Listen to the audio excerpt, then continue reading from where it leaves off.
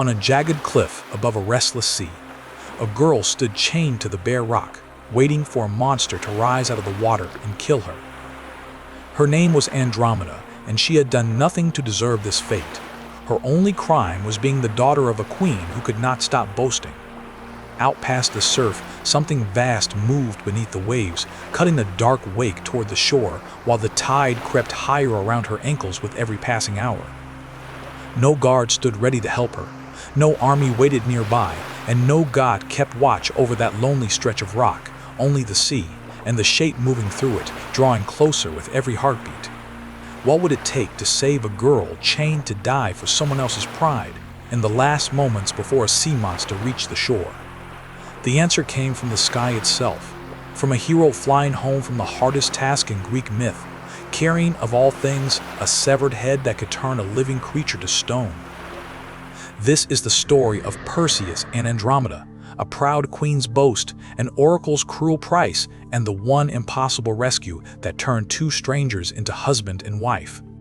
If you enjoy these stories, take a moment to subscribe. It truly helps this channel, and tell me in the comments which myth you'd like next. Now let's go back to the beginning, to the moment a hero first caught sight of a kingdom he had never meant to visit. Perseus had not planned on becoming anyone's savior. He was a young man with a task forced on him by a king who wanted him gone, sent to bring back the head of Medusa, a gorgon whose gaze turned any living thing to stone, though her own story was sadder and stranger than the word monster suggests. The gods, for reasons of their own, had not let the task kill him the way the king had hoped. Athena had guided his hand.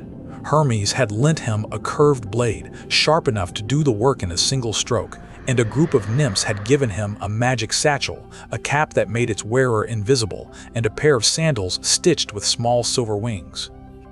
Wearing those sandals, Perseus had done what no mortal was supposed to survive. He found Medusa, struck off her head without ever meeting her gaze directly, and sealed it away inside the satchel at his hip, where its power to turn flesh to stone still slept, waiting. That part of the story belongs elsewhere. What matters here is what came after, the long flight home, low over a sea he did not recognize, wind roaring past his winged sandals as the sun dropped toward the water.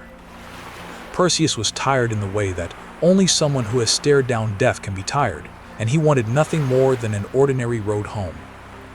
Instead, as he crossed the coastline of a kingdom he had never seen before, something on the cliffs below caught his eye and would not let go. The kingdom below belonged to a king named Cetus and his queen Cassiopeia, rulers of a wealthy coastal land where fishing boats came in loaded and the granaries never emptied. Cassiopeia was beautiful, and she knew it, and like Niobe before her, a mother whose own pride cost her everything, she could not resist saying so out loud in the worst possible company. She boasted, publicly and often, that she was lovelier than the Nereids, the 50 sea nymph daughters of an old ocean god who spent their days combing their hair on the rocks and singing to passing ships. It should have been a harmless vanity. It was not. The Nereids were minor goddesses, proud in their own right, and they carried the insult straight to the one god who would answer it without hesitation: Poseidon, lord of the sea, father of storms, a god who did not forgive slights against the creatures under his protection. Poseidon's anger did not fall on Cassiopeia directly, since gods rarely punish so simply. Instead, he sent Cetus, a sea monster with no equal in size or hunger, to rise from the deep and ravish the coastline of Cepheus's kingdom, wrecking fishing fleets, swallowing livestock driven down to the shore, flooding fields with brine until the salt killed everything green for miles. Cassiopeia's boast about her own beauty had become, within days, a plague upon an entire kingdom that had never asked to be part of her vanity. With his kingdom drowning in salt water and fear, Cepheus did what any desperate king of that age would do. He sent messengers to the oracle of Ammon, the ram-horned god whose priests were said to speak with the voice of Zeus himself, and he begged for an answer. The answer, when it came, was worse than anything he had imagined. The monster would not stop, the oracle said, until Cepheus offered up the one thing that had caused the offense in the first place. Not Cassiopeia, whose mouth had started the disaster, but Andromeda, her daughter, an innocent girl who had never boasted about anything. "Chain her to the rocks at the edge of the sea," the oracle demanded, "and leave her for Cetus to take. Only then would the monster leave the kingdom in peace." It is hard to imagine the argument that must have followed in that palace. A father who loved his daughter, a mother whose pride had brought this ruin down on her own child, and a kingdom of frightened people who had already lost their boats and their fields and were not inclined to wait patiently while the royal family debated. In the end, grief lost to fear, as it so often does in these old stories, and Cepheus gave the order. Andromeda, who had done nothing wrong at all, was led down to the shore in chains to pay for a boast she had never made. They chained her at dawn on a narrow spur of rock jutting out into the sea where the waves broke white against the stone below.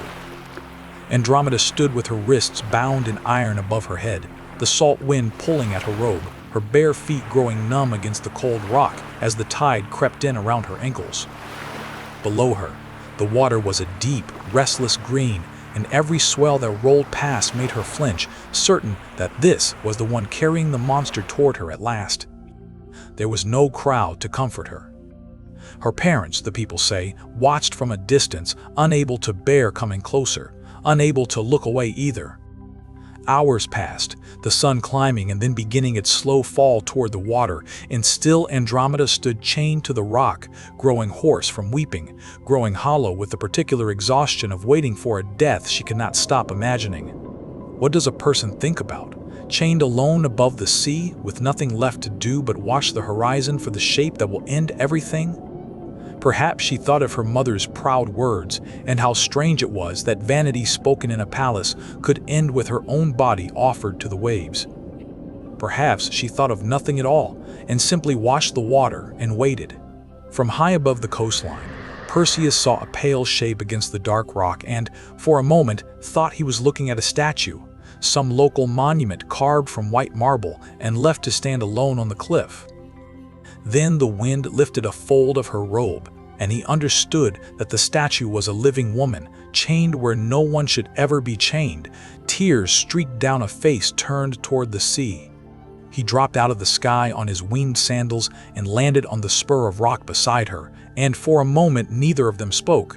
Andromeda too frightened and ashamed to explain herself to a stranger, Perseus too startled by what he had found to know where to begin. When she finally told him her story, haltingly, between the crash of waves below, Perseus felt something harden in him that had nothing to do with Medusa's head still resting in the satchel at his side. He found Cetus and Cassiopeia watching from the shore and made them an offer plainly, without flattery. He would kill the monster and save their daughter if they would give him her hand in marriage once it was done. Grief-stricken and out of options, the king and queen agreed at once and swore it before witnesses, so there could be no going back on the bargain. Perseus turned from them, walked back out along the narrow rock to where Andromeda still hung in her chains, and looked out at the sea, where the water had just begun to move strangely, far out past the breakers. Cetus came the way the worst things always come, slowly at first, and then all at once. A ridge of dark water broke the surface far out past the cliff, then closer still, and the sea itself seemed to draw back from it in fear, the swells rising higher as the monster pushed toward the shore. It was larger than any ship, larger than the watchtowers of Cepheus's palace, and where it moved, the water churned white and the air filled with a smell of brine and something older and colder than the ocean itself. Andromeda screamed and pulled against her chains, and out on the rock, Perseus did not draw his sword. He had something far more dangerous. Calling out to her to close her eyes and turn her face away, and to anyone watching from the shore to do the same, he reached into the satchel at his hip as the monster's shadow rose huge and dripping out of the water before him, lifting out the head of Medusa and angling its face toward the beast. There is no clean way to describe what happened next, and the old poets did not try. One moment there was a monster the size of a hill bearing down on a chained girl and a lone hero standing his ground. The next there was only stillness. A vast gray shape frozen mid-lunge in the shallow water turned to solid rock in an instant, its wake settling into ordinary waves that lapped harmlessly against a shoreline no longer under threat. Cetus, the terror of the coast, had been stalked not by a blade but by a severed head that even in death had lost none of its power. Cepheus kept his word. Within days, the palace that had been shrouded in fear was hung with garlands instead, and Perseus and Andromeda were married in a hall lit by torches and filled with the kind of relieved, disbelieving joy that only follows a disaster narrowly avoided. But an old promise still hung over that celebration, one Cepheus had made years before and conveniently forgotten to mention. Andromeda had once been promised to a man named Phineus, her own uncle, who had done nothing to save her from the cliff, but now, with the danger gone, decided he still had a claim on her. Phineus arrived at the wedding feast with an armed company at his back, storming into the torchlit hall to demand that Perseus hand over the bride he considered rightfully his own. Perseus tried reason first, offering to let the matter go in peace, but reason meant nothing to a man who had watched another claim the wife he felt entitled to. Weapons were drawn, and for a moment the wedding hall threatened to become a battlefield. Perseus had one advantage no ordinary man could match. Shouting for Andromeda and her family to shield their eyes, he reached once more into the satchel at his side and raised Medusa's head toward Phineus and the men who had come to fight for him. When it was over, the wedding hall was quiet again. Phineus and his followers left standing exactly where they had drawn their weapons, gray and motionless and silent. Statues now in a hall meant for celebration, a strange and permanent decoration to a marriage that had very nearly been stolen before it began. Perseus and Andromeda left Ethiopia together, and by every account that follows, their marriage was a genuinely happy one, rare enough in Greek myth to be worth noting.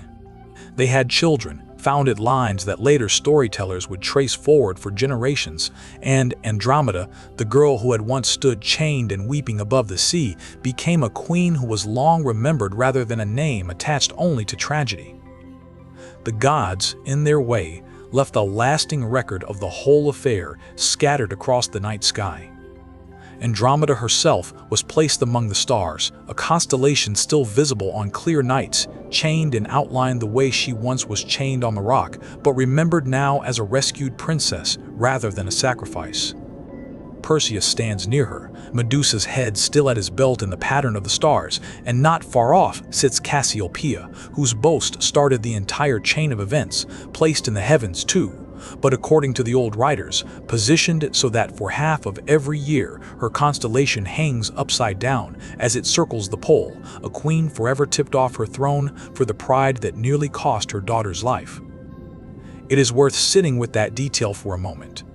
Cassiopeia's vanity did not just endanger herself, it fell first and hardest on a daughter who had done nothing but exist, chained to a cliff to answer for a boast she never made. Andromeda's rescue is remembered as a triumph, and it was won, but it began because someone else's pride went looking for a price and found it in the person least responsible for paying. If this is the kind of story you want more of, take a moment to subscribe and tell me in the comments which myth I should tell next. Sleep well.